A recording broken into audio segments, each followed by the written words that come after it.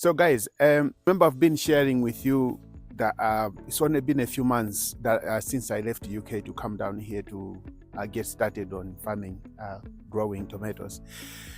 This is one of the revenue streams that I have on my mixed farm, and today I just thought I would take you in the background so that I can walk you through some of the things that we do in the background to make this business work.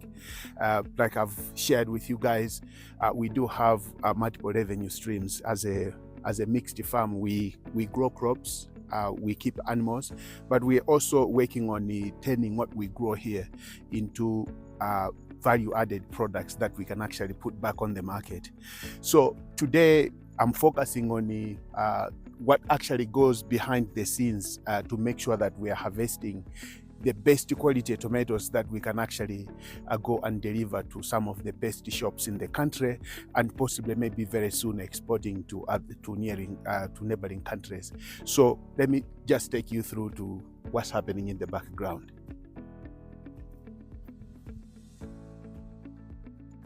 Okay guys, so what you're seeing here is me and my team going through each and every plant that we have on this acreage.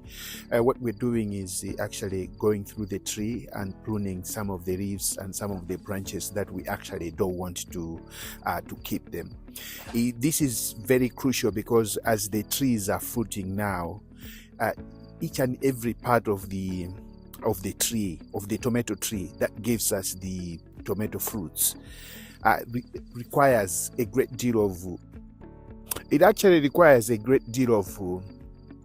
nutrients to make sure that we are producing the best quality tomatoes that we can. And now what we're doing is making sure that we are meticulously going through each and every tree to prune, and leaving only those branches that we know that these ones, they meet the standard that they can actually give us more fruits, but also healthy ones. This is very crucial, especially when you plant when you're growing tomatoes at a slightly larger scale. And in our case, we normally do this when we reach say anywhere between 45 to 55 days. And this is very important to make sure that if you guys are growing some of your tomatoes at home, or if you guys getting started and you're trying to make sure that you're producing the best fruits that you can, make sure to schedule the pruning season where you can actually go through them and take them out. But also, as you can see, we are watering them. This is part of the process to make sure that the trees are getting enough water. As we prune them, we are giving them all the nutrients that we can. If you are applying fertilizer, you have to apply probably the second phase of your fertilizers. But if you're applying the manure, like organic manures and stuff like that, that's also the best part. I mean, to make sure that you are applying those cups of new manure so that the tree has the nutrients that it requires. That's really, guys, there is no kind of like magic bullet that can make you your tomatoes kind of like thrive and do better. But as you can see in this part of the process, what we are doing is I'm working flat, making sure that we are watering them, we are giving them enough adequate water, but we are also making sure that there are no weeds growing in the yard. And as you can see, it's a very well organized process that we run here. So any one of you guys who are kind of like following us up on the YouTube, and you are actually applying some of the tips, some of the insights that we are sharing here, this is the best part where now you start applying some of.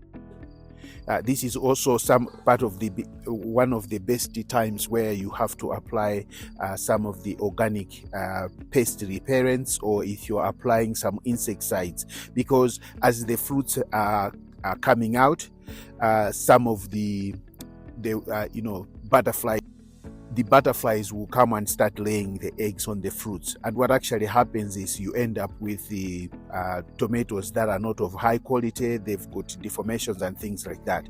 So as we are watering here, we make sure that at the end of each and every watering that we do, if there's any application of pesticides, we do that, because then we're gonna take probably maybe a couple of days before we come back and start watering them. And each and every session where we are watering the crops, or we are pruning them, or we are going through uprooting each and every weeds that we find them in there, we make sure that we are also keeping an eye on each and every tree, because we want to make sure that we are growing good quality fruits. So we don't want those fruits that have got deformation simply because they got beaten when they were still green. Some of the insects, like grasshoppers, butterflies, and some black beetles. I don't know in other parts of the world what you call them, but there are these black beetles that normally come into the tomato fields, and they would lay their eggs. Some of them, they actually suck the juice out of the tomatoes as they just getting started to ripe. So those are some of the things that we normally keep in check. So this is part of the job that I think you can't just delegate and let your team go and do it. You really have to make sure that you're staying on top of each and every part of the process. It's not difficult, but you have to make sure that you are keeping each and every aspect of the processes in check. And today my process was to make sure that I joined Innocent and Temba as they were going through the field. They were doing some of the acreages, and I was doing some of the acreages with part of the team that we have working on the farm here. So you can see we have a team that is doing the watering, we have the team that is doing the pruning, but we also have a team that is coming behind us. Each and every area that has been pruned, that has been watered, we are actually making sure that we are applying the organic fertilizers that we are applying to the tomatoes, but we are also spraying some of the pest repellents that we have to apply. That's really, guys, what we normally do here in the background, because some of you guys, you've seen some of the beautiful fruits that we are producing here. Some of you guys have been asking us some of the questions, saying, okay, can you walk us through in the background so that we can see how you're growing your crops? This particular field is 48 days old, and as you can see, some of these fruits are just starting to fruit. Some of them are just starting to actually bear some fruits, and this is what we have to do each and every day to make sure that we are getting some of the best fruits. And if those of you who were commenting on one of our videos, you were asking if the type of soil that we are using here is suitable for growing tomatoes and stuff like that. We do try out some of the crops that we are planting here, and this particular variety of tomatoes that we are growing here actually does very well in this particular type of soil. And it turns out that it's also actually producing some of the best fruits that we can see. They are quite young, but you can see that they are promising. And the market is looking very well as well. I mean, the market is looking good. So there is we're feeling good about the crop that we are growing at the moment. So any one of you guys who are leaving some comments, if you're thinking about growing tomatoes, or it doesn't matter what kind of crop that you are planning on growing, just make sure you do a bit of research so you find out when you plant your tomatoes, when are you going to harvest, and what kind of market are you expecting. Because if there's an influx of tomatoes on the market, it doesn't matter if your fruit is high quality, what you want to make sure is you are also sizing up the market and the demand so that you can actually produce the crops in the particular seasons where you can actually make a good buck out of your grow.